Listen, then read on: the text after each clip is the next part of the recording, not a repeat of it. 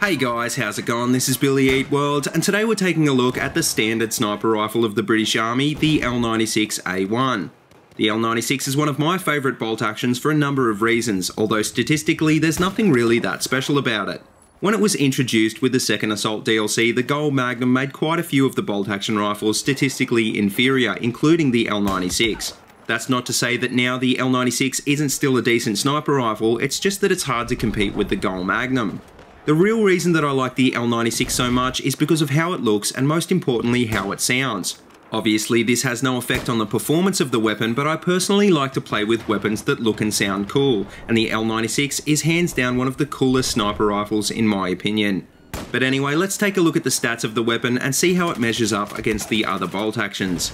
The L96 deals 100 damage out to 12.5 meters, which drops off to its minimum damage of 59 at 100 meters. This puts it into the medium damage bolt action category, along with weapons like the M40A5 and the SV98. It'll kill in one bullet to the head at all ranges or within 12.5 meters with a single shot to the chest, assuming of course that your target isn't running with the defensive perk. If the target is running the defensive perk or further than 12.5 meters away, it'll take another shot to kill your target, so just bear this in mind and always aim for the head whenever you can. The L96 fires at an average 48 RPM, which makes it faster to rechamber than the long-range bolt actions like the M98B and the SRR61, but it's still a fair bit slower than the Gol or the M40A5.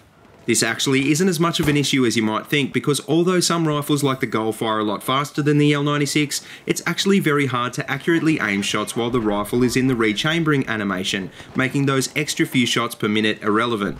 There's really not a lot of situations where you'd want to fire at full RPM with a sniper rifle anyway, so as long as you're taking your time when aiming, 48 RPM should be more than enough. The L96 also has a fairly average muzzle velocity of 550 meters per second, which isn't terrible, but it's still a fair bit slower than some of the more powerful bolt actions. This will mean that you'll need to lead your target a fair bit more, which will really make a big difference when it comes to landing shots at long range. Probably the worst thing about the L96 though is that it has the slowest reload speed of any bolt action, taking 3.6 seconds to reload with a bullet still in the chamber and a painful 4.65 seconds to reload from empty.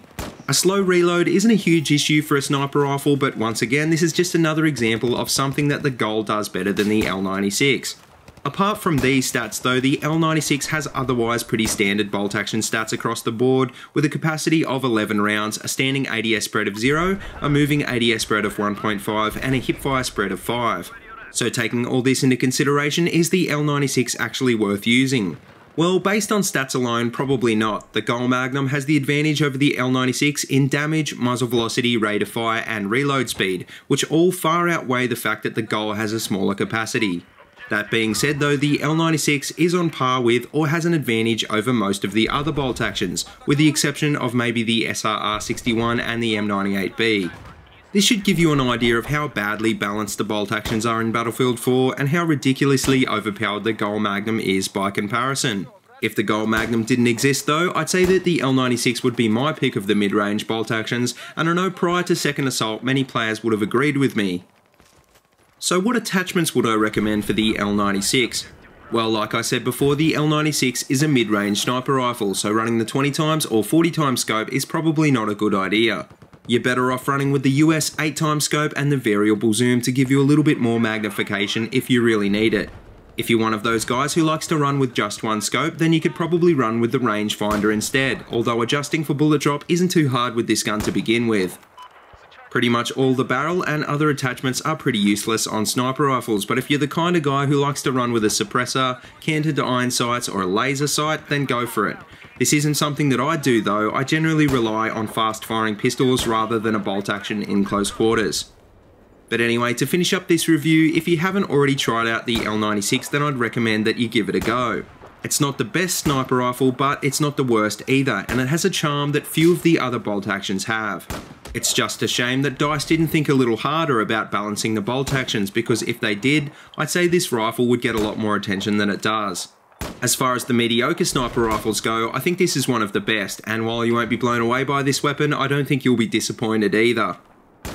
But anyway, that just about wraps it up, and as always, if you like what you see, please remember to like, comment and subscribe. And if you haven't already, please check out all my other Battlefield 4 videos. I've got them all linked in a playlist in the description below.